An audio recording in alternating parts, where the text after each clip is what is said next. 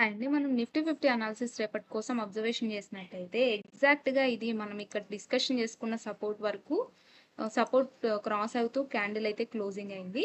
So, 1 day time ఫ్రేమ్‌లో మనం observation చేస్తే ఇమ్మీడియేట్‌గా నెక్స్ట్ సపోర్ట్ మనకి ఉన్న రేంజ్ వచ్చేసేసి 25,000 రేంజ్ అనేది ఉంది. అది కూడా క్రాస్ అయిపోయింది అనంటే ఇమ్మీడియేట్‌గా మనకి 24,934 లెవెల్ అనేది ఉంది. సో, దీన్ని మనం 15 మినిట్స్ టైమ్ ఫ్రేమ్‌లోకి చేంజ్ చేసుకొని అబ్జర్వేషన్ చేసినట్టయితే ఎగ్జాక్ట్‌గా మీరిక్కడ అబ్జర్వేషన్ చేస్తే చూడండి మనకి లాస్ట్ 315 క్యాండిల్ అబ్జర్వేషన్ చేసినట్టయితే ఇది బ్రేక్ డౌన్ అవుతూ మనకి క్యాండిల్ క్లోజింగ్ అయితే అయింది. సో, ఒకవేళ మనకి గ్యాప్ డౌన్ ఓపెన్ అయింది 25,000 దగ్గరలో అనంటే ఇక్కడి నుంచి క్యాండిల్ ఎలా పెర్ఫార్మ్ చేస్తుందనేది important. First candle 15 minutes candle ఒకవేళ సస్టైన్ అయ్యింది అనంటే ఇక్కడి నుంచి కూడా మళ్ళీ ర్యాలీ 25,200 వరకు మొమెంటం చేసి మళ్ళీ అక్కడి నుంచి రివర్సల్ వచ్చే ఛాన్స్ ఉంటుంది.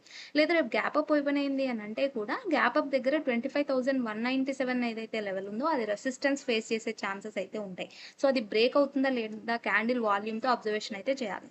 లేదు మనకి ఫ్లాట్‌గా ఓపెన్ అయింది అనంటే ఫస్ట్ బేరిష్ క్యాండిల్ ఫార్మ్ అవుతుందా? బులిష్ క్యాండిల్ ఫార్మ్ అవుతుందా చూసుకోవాలి. బులిష్ క్యాండిల్ ఫార్మ్ అయితే ఇమ్మీడియేట్‌గా ఈ రెసిస్టెన్స్‌ని టచ్ చేసి అక్కడి నుంచి ఫాల్ వచ్చే ఛాన్స్ ఉంటుంది. లేదు ఇక్కడి నుంచి మనకి బేరిష్ క్యాండిల్ ఫార్మ్ అయిందంటే 25,000 లెవెల్ వరకు టచ్ అయ్యే ఛాన్స్ ఉంటుంది. అండ్ 25,028 లెవెల్ అండ్ 24,934 లెవెల్ అనేది ఒక సపోర్ట్ జోన్.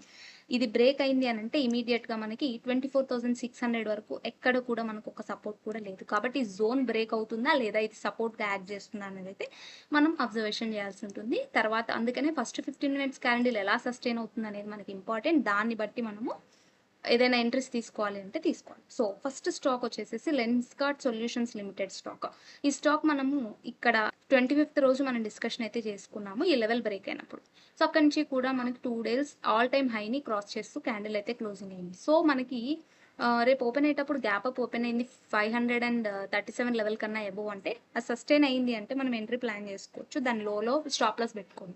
లేదు 495 కన్నా బిలో క్యాండిల్ క్లోజింగ్ అయింది అనంటే ఇది బ్రేక్‌ఔట్ ఫెయిల్యూర్ కింద మనకి కన్సిడర్ చేసుకోవాలి. అండ్ నెక్స్ట్ స్టాక్ వచ్చేసి Sai life science limited stock. ఈ స్టాక్ మనకి కన్సాలిడేషన్ వచ్చేసేసి ఆగస్ట్ మంత్ నుంచి కూడా నాన్ స్టాప్ కన్సాలిడేషన్ అయితే వస్తుంది. సో, మనకి కన్సాలిడేషన్ బ్రేక్‌ఔట్ అవుతూ 27 ఫిబ్రవరి క్యాండిల్ క్లోజింగ్ అయితే అయింది. వాల్యూమ్ అండ్ ఆర్ఎస్ఐ కూడా బులిష్‌గా ఉన్నాయి. సో, ఇది ఆల్ టైమ్ హై పాయింట్‌లో కూడా ఉంది. ఈ స్టాక్ ఆల్ టైమ్ హైని క్రాస్ చేస్తూ ఎప్పుడైతే మనకి జనవరిలో ఫార్మ్ అయిన హై ఉందో దాన్ని క్రాస్ చేస్తూ క్యాండిల్ అయితే క్లోజింగ్ అయింది. కాబట్టి ఈ 2 స్టాక్స్‌ని కూడా మీ వాచ్ లిస్ట్‌లో యాడ్ చేసుకొని అబ్జర్వేషన్ చేసుకోండి. ఇవన్నీ కూడా లెర్నింగ్ అండ్ ఎడ్యుకేషన్ పర్పస్ కోసం మాత్రమే మీరు అనాలిసిస్ చేసుకొని ఎంట్రీ తీసుకోవాల్సి ఉంటుంది. ఈ స్టాక్స్ కాకుండా మీరేమైనా మంచి స్టాక్స్‌ని ఫైండ్ ఔట్ చేస్తే చెప్పండి. Thank you so much.